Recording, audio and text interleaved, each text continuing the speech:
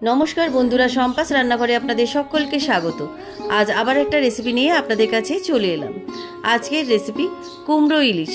এই কুমড়ো ইলিশ রেসিপি আমার ইলিশ থালির দ্বিতীয় পর্বে আপনারা দেখতে পাবেন।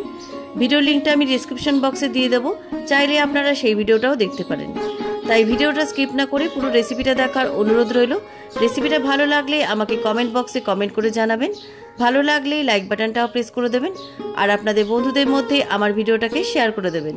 আর আমার নতুন বন্ধুদের কাছে অনুরোধ, আমার চ্যানেলটাকে সাবস্ক্রাইব করে পাশে থাকবেন।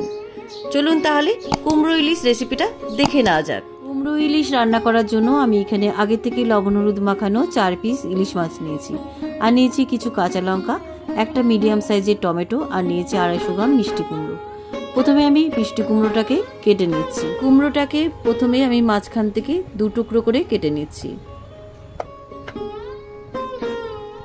সাইডের একটু অংশ বাদ দিয়ে আমি এইভাবে পাতলা পাতলা করে কেটে নিচ্ছি। দেখুন এইভাবে। এবার খোসাটা ছাড়িয়ে নিচ্ছি। আপনারা খোসাটা একেবারে ছাড়িয়ে নিয়ে তারপরে পাতলা পাতলা করে কুমড়োটা কেটে নিতে পারেন। এইভাবে আমি পুরো কুমড়োটা পাতলা পাতলা করে কেটে নিচ্ছি। পুরো কুমড়োটা আমি এভাবে পাতলা পাতলা করে কেটে নিয়েছি।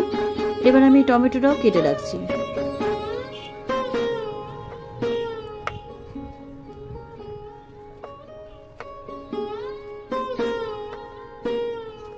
টমেটোটা আমার কাটা হয়ে গেছে। এবার আমি কাঁচা লঙ্কাগুলো চিড়ে রাখছি।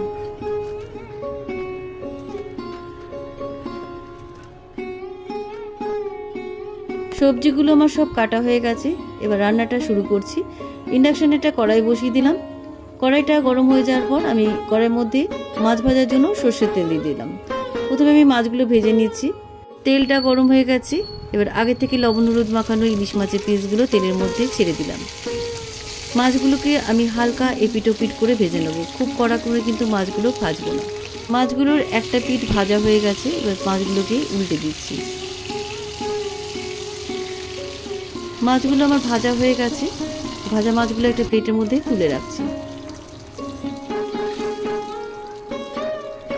সবকটা মাছ ভাজা আমার প্লেটের মধ্যে তোলা হয়ে গেছে। এবার এই মাছ ভাজা তেলের মধ্যে ফোড়নে দিয়ে দিচ্ছি 1/2 টিস্পুন কালো জিরে, 2 শুকনো লঙ্কা আর 2 তেজপাতা। তেলের মধ্যে ফোড়নটা একটু নাড়াচাড়া করে নিচ্ছি। ফোড়নের সুন্দর গন্ধ বেরিয়ে গেছে। এবার এই ফোড়নের মধ্যে দিয়ে দিচ্ছি 6-7টা চেরা কাঁচা লঙ্কা। কাঁচা লঙ্কাগুলো তেলের মধ্যে কিছুক্ষণ ভেজে নিচ্ছি। কাঁচা লঙ্কাগুলো একটু ভাজা ভাজা হয়ে আসার পর দিয়ে দিচ্ছি আগে থেকে কেটে রাখা টমেটো কুচি। টমেটো কুচিগুলো তেলের মধ্যে একটু ভেজে নিচ্ছি। টমেটো কুচিগুলো একটু নরম হয়ে আসার পর আমি এর মধ্যে দিয়ে দিচ্ছি 1 টেবিল স্পুন জিরে গুঁড়ো, আর দিয়ে দিচ্ছি 1/2 টিস্পুন হলুদ গুঁড়ো। আপনারা ঝাল লঙ্কার গুঁড়োও ব্যবহার করতে পারেন, তবে এই রান্নায় কাঁচা লঙ্কার ফ্লেভারটা বেশি ভালো লাগে, তাই আমি কাঁচা লঙ্কাই ব্যবহার করেছি। সমস্ত মশলাগুলো খুব ভালো করে কষিয়ে নেওয়ার পর আমি এর মধ্যে দিয়ে দিচ্ছি আগে থেকে পাতলা করে কেটে রাখা কুমড়োগুলো। কুমড়োগুলো খুব ভালো করে মশলার মধ্যে কষিয়ে নিচ্ছি। মশলার মধ্যে কুমড়োগুলো একটু ভাজা ভাজা হয়ে আসার পর আমি এর মধ্যে দিয়ে দিচ্ছি পরিমাণ মতন লবণ। লবণটা আমি প্রথমে দিইনি, কারণ লবণটা দিলে পরে কুমড়োগুলো কিন্তু একদম গলে যেত, তাই একটু ভেজে নেওয়ার পর লবণটা দিলাম। মশলাটা আমার খুব ভালোভাবে কষানো হয়ে গেছে। এবার আমি কুমড়োগুলো সেদ্ধ করার জন্য পরিমাণ মতো আমি জল দিয়ে দিলাম। জলটা আপনারা বুঝে দেবেন, আপনারা গ্রেভিটা যেমন খেতে চান সেই বুঝে দেবেন। এবারে আমি ঢাকা দিয়ে কুমড়োগুলো 10 মিনিট সেদ্ধ করে নিচ্ছি। 10 মিনিট পরে ঢাকা খুলে নিলাম, দেখি কুমড়োগুলো সেদ্ধ হয়েছে কিনা। কুমড়োগুলো একদম সুসেদ্ধ হয়ে গেছে। এর থেকে বেশি আর সেদ্ধ করব না, তাহলে কুমড়োগুলো গলে যাবে। এবারে এই গ্রেভির মধ্যে আগে থেকে ভেজে রাখা ইলিশ মাছের পিসগুলো দিয়ে দিচ্ছি। গ্রেভির মধ্যে ইলিশ মাছের পিসগুলো একটু নাড়াচাড়া করে দেওয়ার পর আমি ঢাকা দিয়ে 1 মিনিট ফুটিয়ে নিচ্ছি। 1 মিনিট পরে ঢাকা খুলে নিলাম। এবার ইলিশ মাছের পিসগুলোকে উল্টে দিচ্ছি।